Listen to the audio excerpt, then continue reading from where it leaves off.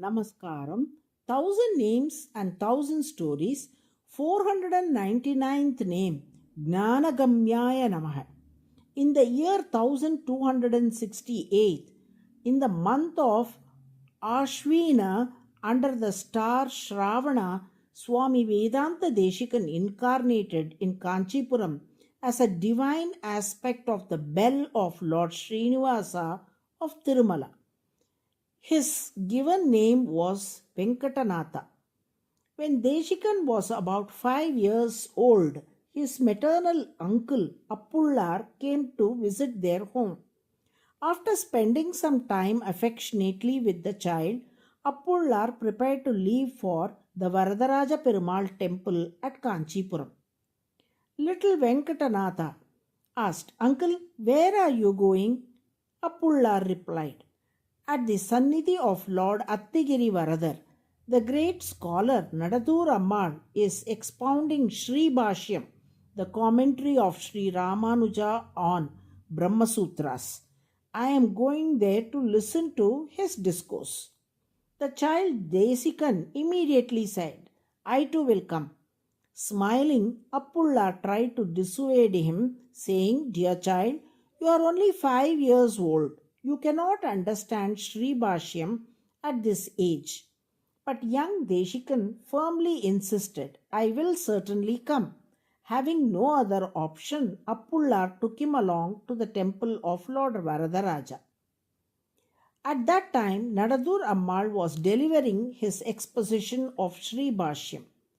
As Appullar entered with the 5-year-old Deshikan, all eyes turned towards the child. The brilliance and divine radiance on the boy's face instantly captivated everyone present. Even Nadadur Ammal, who was in the midst of explaining the text, suddenly lost the flow of his words, overwhelmed by the sight of the child. The disciples who had been listening with rapt attention too forgot what they had just heard, their minds completely absorbed in the luminous presence of little Desikan. The disciples who had been listening also forgot what had just been taught. Everyone, struck with wonder, kept gazing alternately at Appullar and the young Deshikan. In his childlike innocence, Deshikan turned to his uncle and asked, "Uncle, why is everyone staring like this?" Appullar gently replied, "When a teacher is explaining the text, if someone suddenly interrupts in the middle, the audience naturally loses focus. Since we entered midway, the listeners have become distracted and the teacher has lost the exact place where he stopped. The fault is ours." Smiling, little Deshikan said, "Is that all?" "That is no problem." He had stopped at the passage beginning, Patye Parashara Sattam.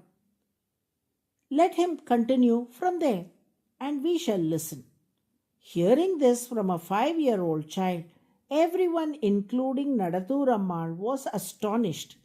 Recognizing the divine brilliance and rare wisdom in the boy, Nadadur Ammal drew him lovingly onto his lap and blessed him with these words. प्रतिष्ठापित वेदान्तः प्रतिक्षिप्त बहिर्मतः भूयास्त्रैविध्यमान्यस्त्वं Bhuri Kalyan भाजनम्. The meaning of the shloka is, may you firmly establish the Vedantic truth, may you refute opposing doctrines, may you be celebrated by the learned, and may you be the abode of all auspiciousness. After bestowing this benediction, Nadadur Ammal turned to Appullar and said, "All the scriptures that I have taught you must in due time be imparted to this child." Appullar fulfilled this command. Under his guidance, Deshikan studied every Shastra, and by the age of 20 he had mastered them all, becoming a great scholar. Among the teachings Appullar entrusted to him was the Garuda mantra. With deep faith, Deshikan meditated on this mantra at the sacred Aushadadri hill in Thiruvahindrapuram near Kadalur. Pleased by his devotion, Garuda appeared before him and himself initiated Deshikan into the Hayagriva mantra. Deshikan then performed deep japa of the Hayagriva mantra, upon which Lord Hayagriva manifested before him and blessed him with nectar from his own divine mouth. By this grace, Deshikan received unmatched eloquence, excelling equally in poetry and logic. He came to be honored with the titles Kavitarkika Simha, the lion among poets and debaters, and Sarvatantra Swatantra, the master of all arts and sciences. The reason Swami Deshikan was blessed with the vision and grace of Lord Hayagriva was, first and foremost, the divine blessings of his teachers such as Nadaduramal and Appullar. In addition to this, his own devoted practice of the Garuda Mantra Japa and the Hayagriva Mantra Japa bore fruit. Thus, when one meditates on the Lord with the grace of the Guru and through the proper discipline of worship, it is called Parabhakti or Jnana, spiritual wisdom.